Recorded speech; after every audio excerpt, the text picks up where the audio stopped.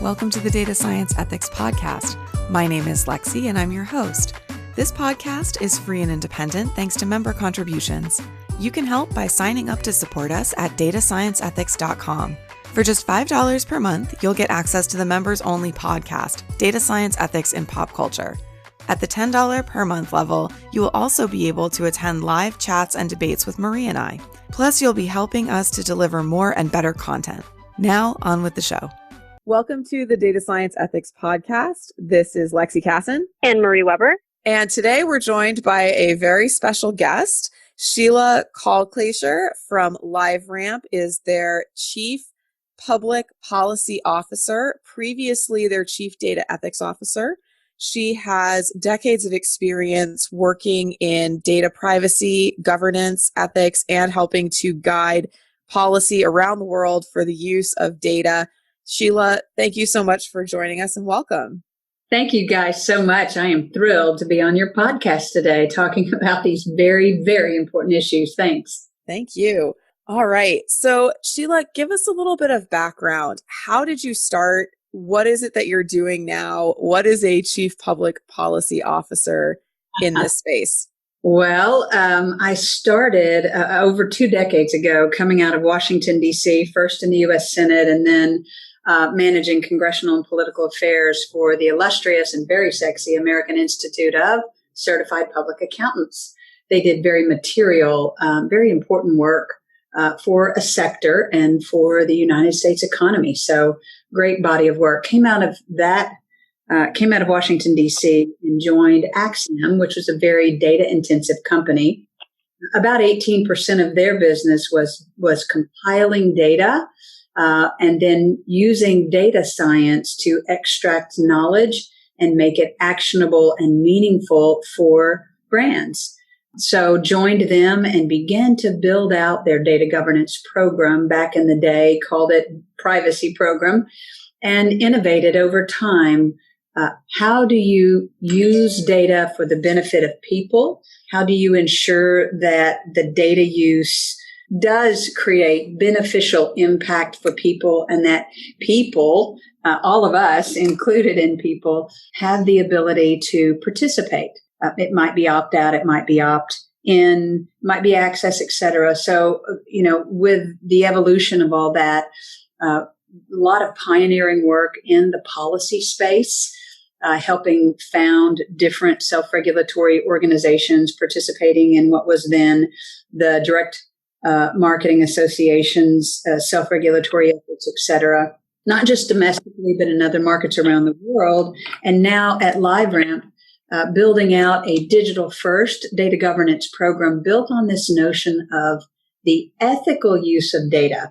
And that's a key term and very, very important. To be ethical, it suggests doing the right thing in all circumstances. And I do think that data ethics, or the ethical use of data, is the operative term for where we are in history, and that is accelerating into the digital age. Thanks so much. You mentioned that data ethics is certainly at the forefront of your work and that you're doing this around the globe. What are some of the differences that you see in data ethics around the globe, and especially in how it's being treated from a policy perspective?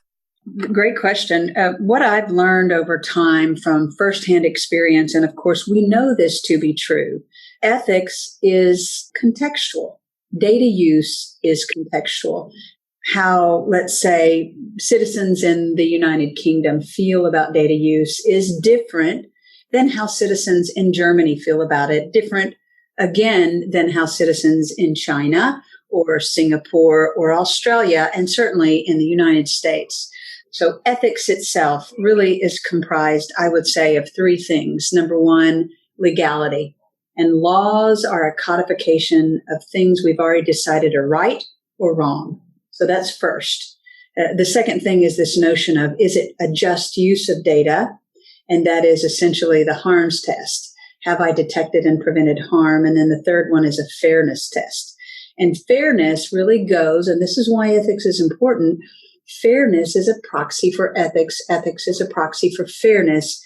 as long as you unpack those other two things, the harm detection and prevention and the legality, which is things we've already decided and codified.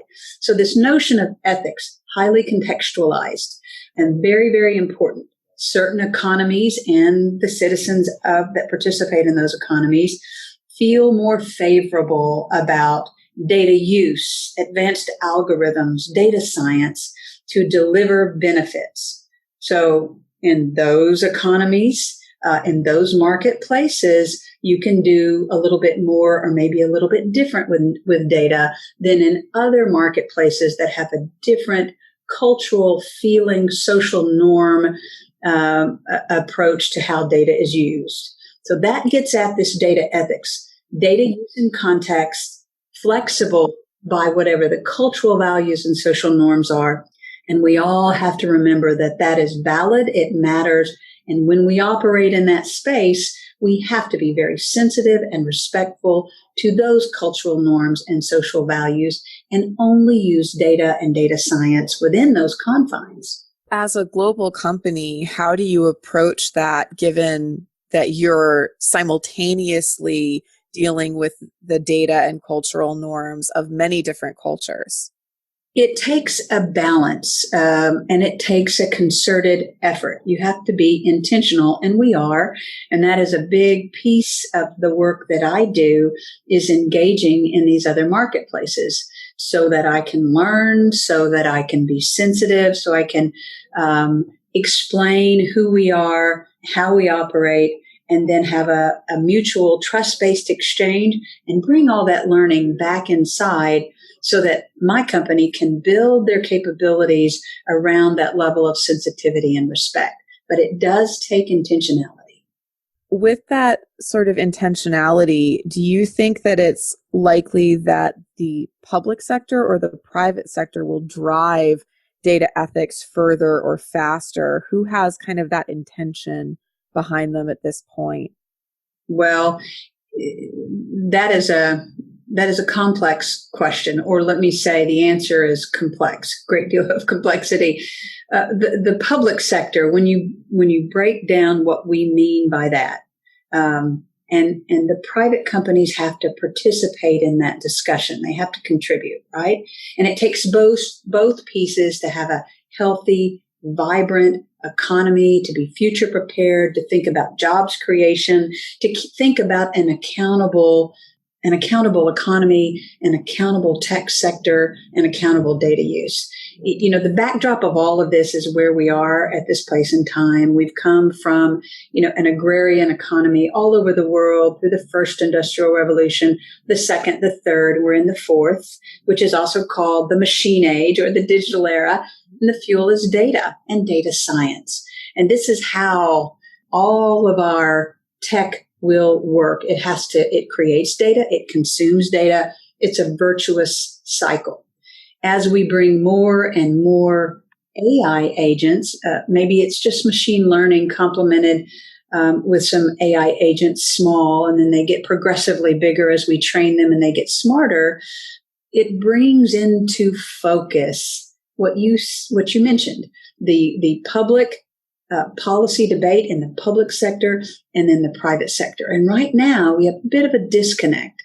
We have the public sector, and one of the components of the public sector is lawmakers. And companion to that, regulators that write implementing regs. So they are charged with creating regs that keep society and economy under control and accountable. And then the private sector is charging ahead, innovating. And we've got to get this balance. One has to inform the other and has to maintain a future viability. So both are very much in play. Both are very focused on data policy issues right now. The epicenter of all of that at the moment is Washington, D.C. The backdrop of that in the United States is what's going on in the 50 different states. A big macro view of all of that is the very important European General Data Protection Regulation, or GDPR, which has been in force for a little over a year. And that's very important as well. And Sheila, we've actually talked about GDPR on the podcast before. And one of the things that I think about when I compare GDPR as it exists in the EU versus what we currently have in the United States is, especially for a company like the one that you work at that's global in nature, there is this idea of developing towards the lowest common denominator in terms of the regulations. So basically implementing GDPR even here in the United States, while it's not required, when you implement that across your organization, that then allows you to go into the EU market much easier. So when you do think about the ethics and how it can differ from region to region, do you also still take into account where you want to set your minimums at so you can have the broadest appeal? Yes, I love the way that you positioned that. Now, GDPR is very important. It is the standard right now. And of course, Europe has something called adequacy. So other countries that want to trade with Europe are in the process of considering their own national data protection laws or updating their national data protection laws, certainly considering how their particular legal constructs around data line up with the general data protection regulation. So it's having this outsized effect on the world. It may not be the only standard, but it is a good starting place. In the U.S., we may decide to do something a little bit different. But to your point, Marie, for those companies that have never done operational data governance before, GDPR is a very thorough and thoughtful place to start. For companies that have done operational data governance before, GDPR was a really good exercise to do an inventory and analysis and a tune-up to bring it forward, to modernize, to really go down those 99 different articles in GDPR and understand how their organizations were or were not aligned. So to do that operationally, to ensure your systems system-wide for a multinational company, it is a very good place to start to have one basis for operational data governance. And yes, it is a door opener. It gives you some more certainty than you otherwise would have. And it's a good approach. Now, it may not be the only approach. You know, in the United States, we've come at data regulation differently. We have come at it sectorally. So our more material uses of data, like credit decisions, we have the Fair Credit Reporting Act. For other types of data like healthcare data, we have HIPAA and high tech, and the list goes on. What we don't have yet in the United States is a national data protection or data privacy law. Now, we do have the new law in California called the California Consumer Privacy Act, or CCPA, that many companies are getting ready for. And just like with GDPR, do you engineer your programs all over the world? Do you just build to one standard, GDPR? It's a really great place to start. CCPA is different. So then you have to come and look at your data processing here in the United States, and you have to make a decision. As an enterprise, if you operate outside of California, do you build your processing in compliance with CCPA and do that everywhere in the United States? Or do you have a means of segmenting off your processing of California resident data so you give CCPA treatment there and you differ your treatment everywhere else? It is an efficiency concern, a legal certainty concern, and it's one that all companies are grappling with right now. We have seen, and we will continue to see, other states introduce state-level legislation that are CCPA look similars. So we may well end up with a patchwork here in the United States in advance of being able to get a national standard at the federal level that preempts the state laws. That's in play. We don't know yet. And I think that ties back nicely with the other question that we had about does the private sector or the public sector kind of push the advance of data science ethics? And in the one regard, as laws like GDPR in the EU and, like you said, this new regulation in California get passed, there becomes a greater expectation among the public for this type of protection, for this type of control over their own data. And as that expectation increases, that puts more pressure on organizations to either implement that on their own, or it puts more pressure on the lawmakers and the regulators to pass that type of framework so companies do that for their citizens. So I do think as we move forward, we'll kind of see a snowball of these two, where you're going to see more expectation from the public sector because they are now aware of it. And you also see from the private sector basically responding to that expectation. I agree. And I think the term I would like to use is this notion of accountable or accountability. Companies that collect and use data, all types of data, need to be fully accountable for the data, the way it's collected, the way it's used, who it's shared with, how they use it, and how individual people are able to participate. Things like we see the term in GDPR, we see transparency constructs captured in CCPA is transparency. The first thing is, have you made your data practices meaningfully transparent for people? Not just legalese, but done other things so that people can understand. Have you given them choices for marketing and advertising uses of data that accrue to the benefit of people, that are the financial engine of free content and free access, which is really important for the internet?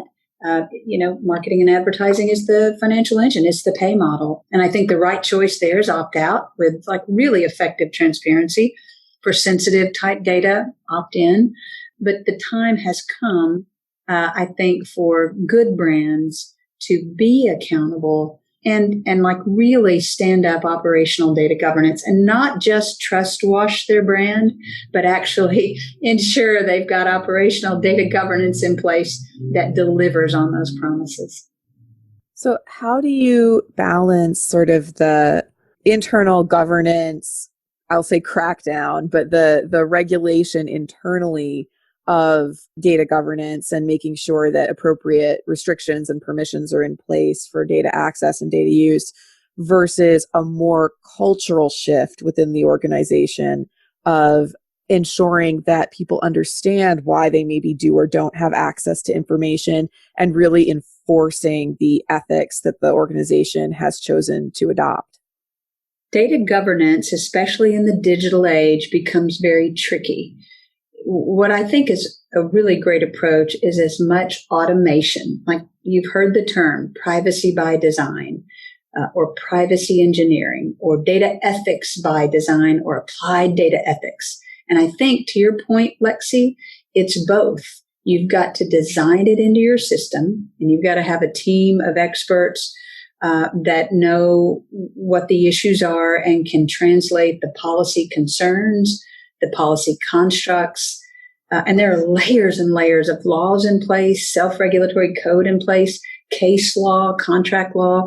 There's already, this is what I like to tell people, every piece of data that we touch has some sort of requirement and regulation on it.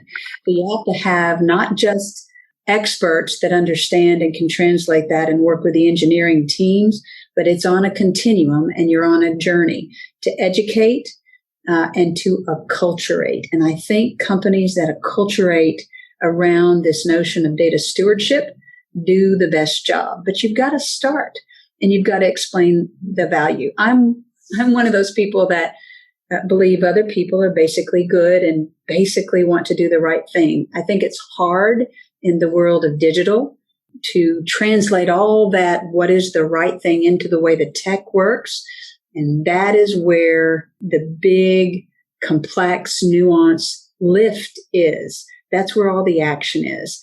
We can agree what should be, but how do you take what should be and make sure that the tech works that way. And you have all of the controls, not just administrative controls, but technical controls to ensure your tech does the right thing. And it's complex and it's a journey and it's not one and done. It's an ongoing, again, to get back to that word, intentionality. What that reminds me of is just iterating. And I think that also makes sense for this type of environment where the regulations will be evolving over time and customer expectations will be evolving over time. It's going to be very iterative. You're not going to build something and be like, this will be good for the next 5 years. My job is done. You are so right. You know, it reminds me of the conversation right now. I mean, we've all heard the word consent, right? Mm-hmm. Consent. And we've all, like, when you go online right now, you see, you know, a foggy curtain comes over and obscures the whole screen, or you have a pop up from the bottom that obscures part of the screen, or maybe a curtain down that says we use cookies, click here to consent. That's meaningful transparency with what I would call an acknowledgement. And it's a little disruptive. We know cookies are happening. There may be a better approach, but what I think is really dangerous is to think collectors and users of data, as long as they can get you to click I agree, they've got an opt-in consent, and that presumes that the person understood the full range of data use they were consenting to. They gave an active, informed choice, and then now the collector of data can use it, whatever is packed behind that consent, all the notice. I don't know that that's the right thing. It's this notion of consent has a role to play. Certainly, we all need choices, and we need some really effective transparency. But I think the bigger obligation is this notion of accountability, meaning collectors and users of data should be accountable for using data for benefit and detecting and preventing harm. And that, to the point you made, Marie, and you made, Lexi, that is not static either. We evolve over time. 20 years ago, cookies were brand new and we were all scared. And there was a bunch of front page stuff. And, there were many, many stories. Oh, these cookie things. And we got all very comfortable. Oh, that's the way that the internet works. That's how they remember me when I come back. I get benefit. I get value.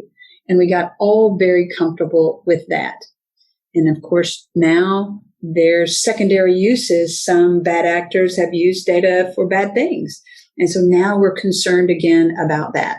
So I make the point to say, I agree, it is an ongoing, evolving mission to make sure that the data use delivers value and is very sensitive to what we, the people, feel is good and beneficial, and that we have the amount of participation that is meaningful to us. You mentioned that, obviously this is changing, that the things that scared us maybe 20 years ago about data use were for some time not necessarily as scary. They've kind of come back to the fore maybe. What do you think is sort of the next challenge? What kind of scares you right now? And what are you most excited about in our digital future? What scares me now is AI.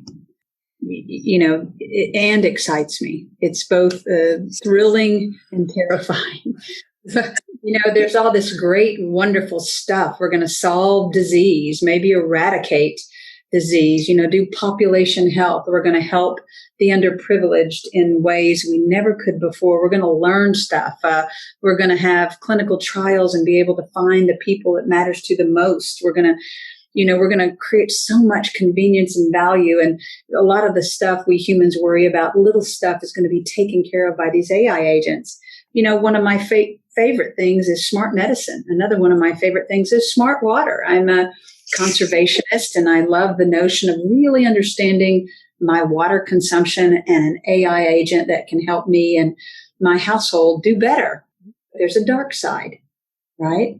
So AI, with the promise to help humanity improve and deliver on all of our human wishes for utopia. But the dystopian side of it is things like I put smart water in my home, and all of a sudden my children, I've got teenagers, they go to get their first jobs, and their insurance says, well, I've got your smart water consumption, and you didn't do a very good job of brushing your teeth. So your rates are going to be different. And that's true and real, because we know that smart water devices are so sophisticated and nuanced that they know these things now. We know this. So, I'm thrilled by all the promise, and I'm terrified that we won't get our AI ethics right, that it won't be people-centered, and that people won't have the ability to participate in a meaningful manner, that tech won't be sensitive enough to what people care about. And I think that's the new frontier. I think those are the big questions. There are a number of organizations and groups around the globe right now discussing AI ethics. Are you involved in some of those conversations as well? Yes. Yes. I think they're very important conversations. And yes, I am involved and contributing. Of course, there's a great deal of learning. And if simple data that I've been working in the data field for a couple of decades, if that was complex, AI is complex on an order of magnitude. As you well know, we have machine learning, we have deep neural nets, and we have little AI agents and then big self-learning AI agents. So it's both a wonderful, exhilarating journey of knowledge for me, and then understanding it well enough to collaborate with my policy counterparts all over the world and bring it back to human goodness. So do you see any particular areas of kind of front runners on these policies or in AI ethics, kind of who's getting there, who's maybe getting it right, who's maybe doing it wrong? Is there such a thing? I think there's a number of really exciting efforts. I'm excited there's some body of work coming out of the OECD in Europe. That's great. The Future of Privacy Forum, led by Jules Polonetsky, is doing some great work. Marty Abrams at the Information Accountability Foundation is leading some work and leading some global dialogue. Boyana Bellamy and Marcus Hyder at the Center for Information Policy Leadership are doing some great work. So Stanford's got an initiative, and I'm plugged into a number of those conversations. And again, the most exciting work is ahead. Stanford's actually a very interesting and topical one, as just a couple weeks ago, Tim Cook was there and spoke at their commencement and addressed the issue of accountability in data. Wow. Well, it is the term of art in Washington, D.C. is enforceable accountability, because in Washington, D.C., you've got to have good policy, and then you've got to navigate good politics. So I agree with Tim, though, the notion that data is an abstract of a human, and it deserves all of the dignity that we humans deserve. And you've got to be accountable for what you're doing with data, because it is an abstract of a person. And we need to be first and foremost human-centered in all of our tech design, not just as profiteers, but as really ensuring that data and data science is good for people first. So, Sheila, you bring up an interesting point in terms of the idea that data is an abstract of a person. And you had an example a moment ago where you're talking about smart water. So, as you were saying, smart water is so sophisticated that it can tell if you are brushing your teeth or not.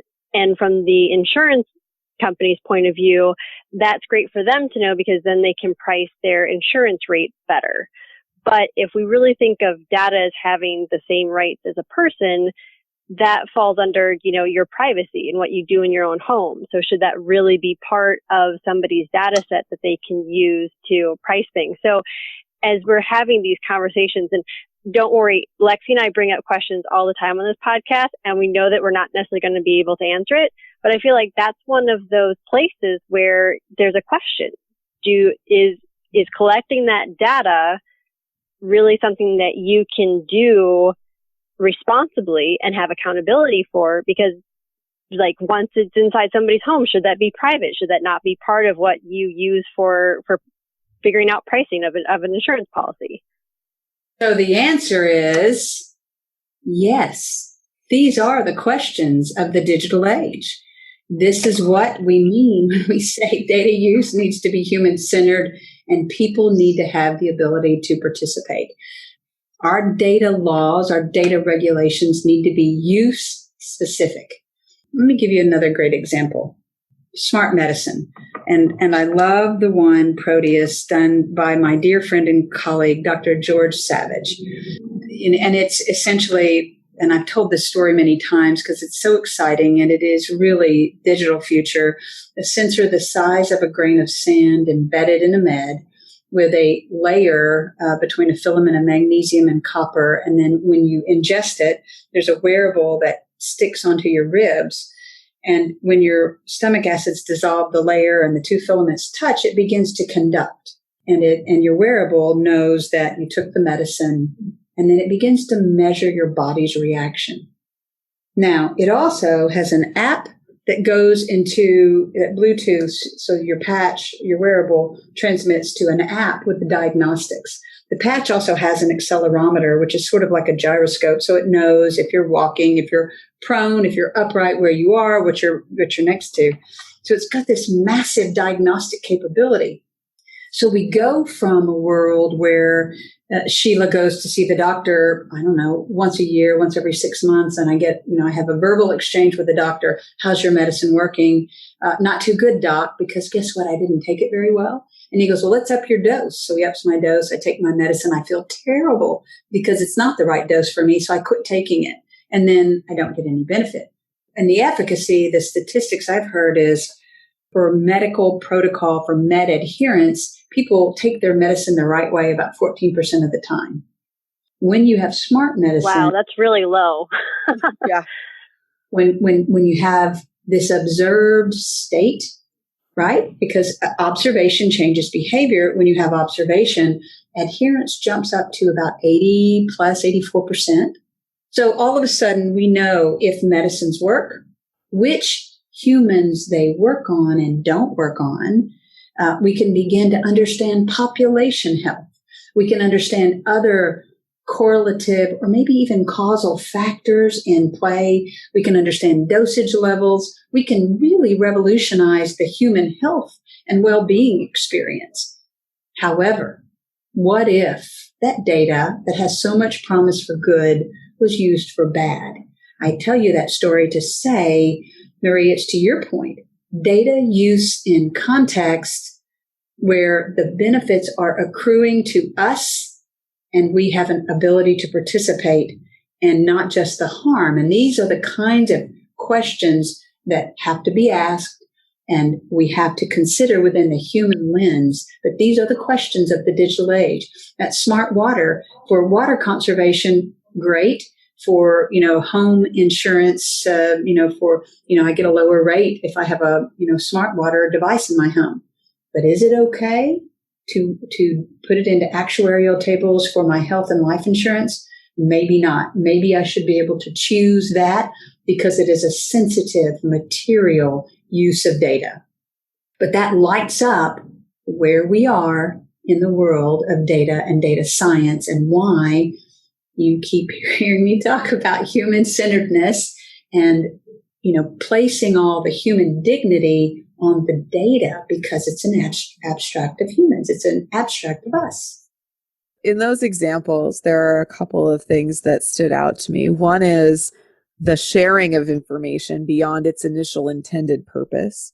So in the smart water scenario, the initial intention was for you to have better visibility into your water use, water conservation efforts.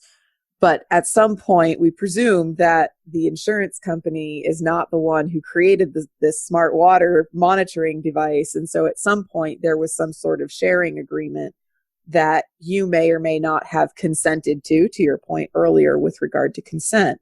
On the other side of that, in the medical use, it occurs to me that if we were to say, in order for you to receive this medication that we think is beneficial, you have to acknowledge that you're going to be monitored. You have to have this wearable device on you at all times. Either it's now embedded, which is a surgical procedure, or it's something you have to be actively wearing. You have to agree to have the app on your phone. You have to agree that you will be monitored for every time you take this medication.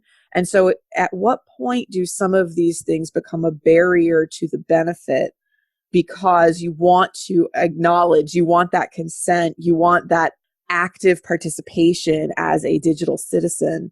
How much does that create a barrier to the benefits? Okay. That's a big question. Don't have all the answers today, but you are asking the right questions. And this is the body of work ahead of us, right? We've got to come up. We need a federal law. We need an accountability-based federal law. We need to understand that this is incredibly complex and nuanced. Again, as we accelerate into the digital age, I'll say this: data is not just big, it's infinite. Data is infinite. Digital is inevitable. So we are becoming digital natives. How many smart devices do you have at home? Countless. I have countless. I can't even, the list goes on. Smart thermostat, smart TV, smart coffee pot, smart refrigerator, smart cameras, smart gates, iPads, phones, watches. Wearables. I've got a smart bra. Data is infinite and digital is inevitable. But still, the data use and the laws that regulate and the guidelines that we implement and how we hold collectors, innovators, users of data accountable, we need to keep the framework that it's good for people. And when there are these, what I'll call material uses, things like determining my insurance rates or my credit or my employability or my, getting a mortgage or getting an apartment rented, or, these material uses, we need some extra guardrails. We have to judge data use and data science in context. And it's highly complex. We need a federal law that will allow for innovation to continue and position America to be competitive on a global scale because the world is globalizing. But we don't have all the answers today. We do have a lot of the questions today. And the foundational guardrails is, as we design what these regulations and requirements look like, let's don't do anything artificial. Let's don't disrupt innovation, disrupt competition. And that means disrupting data flow. We cannot do that. Instead, we have to create this accountability construct so that if you receive data, you're still responsible for being accountable for good purpose and detecting and preventing harms. And then we begin to define what's in the harm bucket and what individual participation goes with that and what's in the benefit bucket and how those participation constructs work. There are a couple of things that I'd love to wrap up with. The first is we've talked about a lot of different scenarios and uses of data. There's so many things, as you mentioned, so many smart devices out there today.